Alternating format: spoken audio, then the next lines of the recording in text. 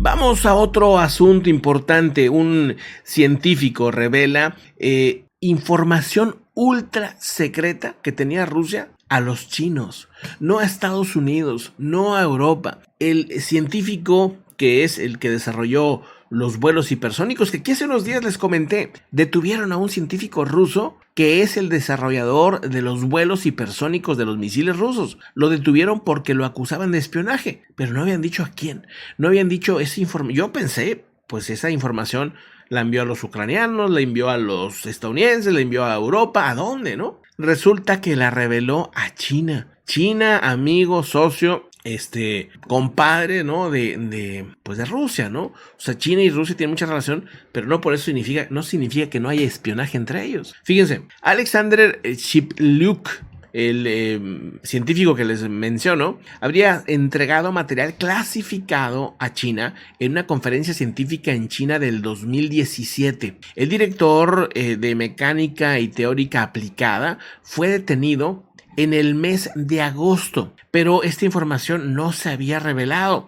Ahora se sabe que está acusado de alta traición. Eso es peligrosísimo. O sea, podría estar toda su vida en la cárcel o incluso hasta que le quitaran la misma vida. El director de este importante instituto científico fue arrestado ante las críticas de los otros colegas y científicos rusos que están impresionados y que dicen esto no es correcto. Él no reveló nada, según dicen los colegas. Pues bueno, el punto es que tienen datos, tienen información de que de que los secretos de los misiles hipersónicos llegaron a China gracias a este científico.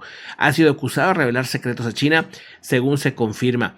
2 personas cercanas al caso sospechan que este científico del Instituto de Krishnovich, él trabaja ahí, dice, estuvo entregando material clasificado ultra secreto en el 2017 a los chinos. El acusado tiene 56 años y mantiene que él es inocente e insiste en que la información en cuestión no estaba clasificada y estaba disponible en internet. O sea que lo que él les pasó a los chinos no era nada clasificado y que era información que cualquiera podía tener acceso, que no era ningún secreto. Según las personas de quienes lo han identificado, está convencido de que la información no era secreta. Según señalan las fuentes cercanas al caso, dicen que no hay por dónde acusarlo y que básicamente pues esto es más una especie de narrativa de decir, miren ustedes, estamos atrapando a todos los espías, cuando de repente él supuestamente no habría revelado nada que no estuviera público ya. El portavoz del Kremlin, Dmitry Peskov, asegura que los servicios de seguridad están atentos a posibles casos relacionados a la traición a la patria y andan indagando e investigando a todos los que mínimamente sean sospechosos, son detenidos. Así que está muy delicado este tema allá en Rusia. Vamos a otra noticia importante. Fíjense que un portaaviones, el portaaviones más grande de los Estados Unidos, se ha acercado a Europa, se ha acercado a Rusia. Vamos al mapa para ver en qué punto está ¿cómo se llama? Portaaviones. Está en este punto, aquí en Oslo. Aquí es donde llega este portaaviones, el más grande del mundo, por cierto, para hacer ejercicios militares con Noruega. O sea, Estados Unidos estará haciendo ejercicios militares en Noruega.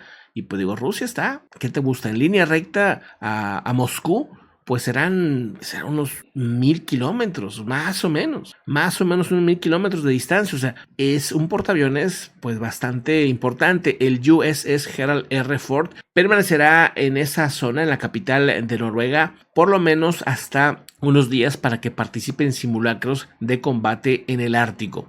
El buque de propulsión nuclear entró a esa zona del fiordo de Oslo, escoltado por una embarcación rápida tipo bote de personal con armado a bordo. Se trata del portaaviones norteamericano de mayor porte en su agenda. Tiene previsto interactuar con las Fuerzas Armadas noruegas, que consideran será una oportunidad única para desarrollar aún más la cooperación y trabajar más de cerca con, dice, nuestro aliado más importante, Estados Unidos. En el tema militar, pues son muy cercanos Noruega y Estados Unidos. Y bueno, interesante que ande un portaaviones a esas alturas, ¿verdad? Ahí está el dato. Vamos a otra noticia importante.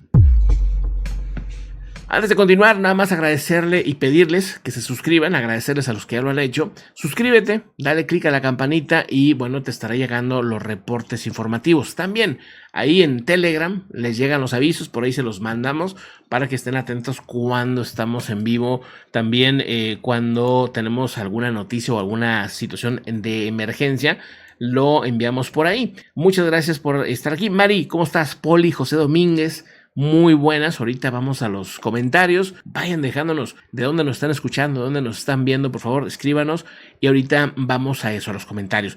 Mientras tanto, otro reporte importante. Miren, en Ucrania, pues cada vez se recibe más apoyo de diferentes países, pero había algunos que nada más enviaban ayuda a países grandes, me refiero a potencias, que enviaban comida o que enviaban cositas así, pero que no querían meterse de lleno al conflicto. Uno de ellos era Japón. Yo pensé que se iba a mantener así, pero no. Japón ya le entró duro al tema y va a estar entregando a Ucrania al menos 100 vehículos militares, esto para ayudar a contrarrestar, dice, la invasión rusa. Está tomando decisiones muy distintas a las que tomaba antes ese Japón más diplomático, que no se quería meter así en muchas broncas, pues ya no existe. Ahora Japón está armándose, pretende ser una potencia militar en los próximos años y lo va a lograr, porque pues tiene el dinero, tiene la disciplina para hacerlo y sobre todo que tiene la motivación.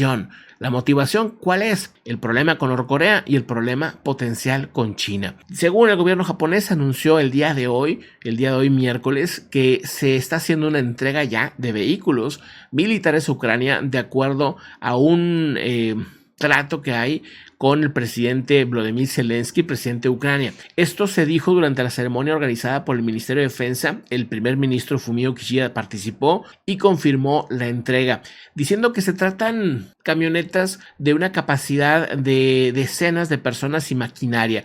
Vamos, que aunque es equipo militar, no es un equipo de ataque. O sea, como diciendo, o sea, ayudamos un paso más, pero no con algo que sea de disparar y cosas así, ¿no? Básicamente, ¿no? Como que es un punto medio. La entrega responde a ese acuerdo que se hizo durante la reunión del G7, por cierto, donde también estuvo ahí Volodymyr Zelensky, pues participando y tratando de pues dar información de lo que está sucediendo en Ucrania de manera directa. Vamos a otro asunto importante. Bueno, otros, pues sí, temas, digamos, relevantes. Hay un caso muy, pero muy escandaloso. De lo más escandaloso que he visto en los últimos tiempos en los estados. Escuchen bien la siguiente información. Está un poquito medio revuelta. Entonces, espero hacerla lo más simple posible para no confundirnos y entender por qué es tan relevante esto. Ya ayer y antier y estos días les he estado comentando cómo pues Estados Unidos tiene un problema de fentanilo, eso lo sabemos desde hace mucho, pero que ese problema se detona debido a que ciertas compañías están vendiendo opioides que generan una gran adicción y entonces cuando ya el doctor les dice, bueno, ya no puedes tomar eso, ya no te voy a dar la receta para que compres eso, entonces estas personas empiezan a consumir el fentanilo, entre otras cosas. Entonces ha habido un boom de usos de opioides, de medicamentos con opioides que no se han regulado lo suficiente. Aquí lo comentamos, ese es el detonante verdadero, pero ¿quién se atreve? Prefieren enfrentarse a México,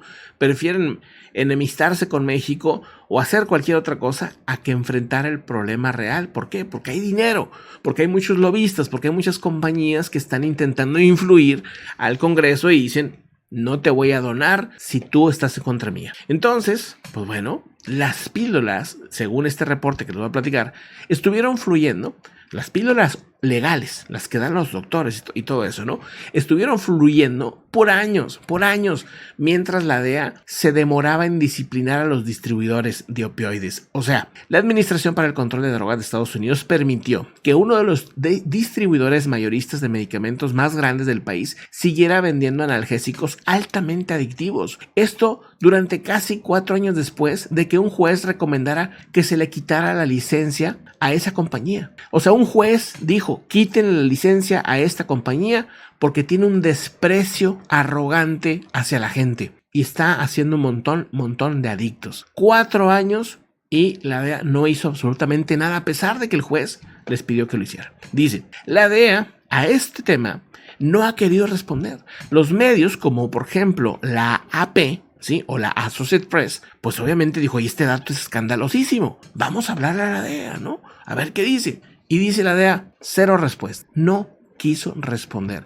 Pero vienen a México y le pican y le presionan y aquí y allá, cuando el problema lo tienen enfrente de ellos y lo podrían solucionar en un segundo. Podrían disminuir el problema de una manera impresionante. Dice lo siguiente, y esto, pues es muy, muy tremendo.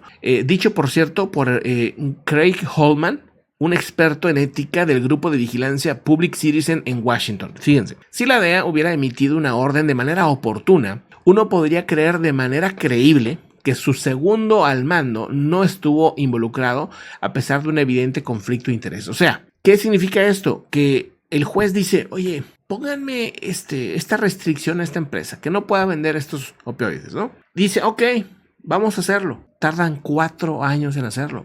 Dice señor, ¿por qué dejan que estas píldoras estén corriendo y corriendo durante 4 años seguidos? Cuando el juez ya fue muy claro con el problema. Este tema claramente toca muchos intereses al más alto nivel y pues esta situación nunca se va a solucionar con ese tipo de actitudes, ¿verdad? Habría que ahí, Estados Unidos, digo, si realmente quiere solucionar el problema, investigar ese tipo de cosas. Primero, observarse a sí mismo qué están haciendo mal de verdad, honestamente, fuera de intereses económicos. Y entonces el problema se va a solucionar de verdad. No porque van a atrapar a unos cuantos personajes. Pueden atrapar a todos, al 100% de los grupos que están distribuyendo esto. Y vendrán de Filipinas, de China, de Colombia, de donde tú quieras, van a llegar, porque va a haber mucho mercado, porque va a haber mucha gente que lo quiere, va a haber mucho adicto. Mientras haya toda esa cantidad de adictos, el problema nunca se va a solucionar. Y eso lo está contribuyendo, por lo menos según este reporte, pues las mismas instituciones de Estados Unidos. Así que, pues ahí está, ¿verdad? Déjenme ahí sus opiniones y vamos a otro asunto importante.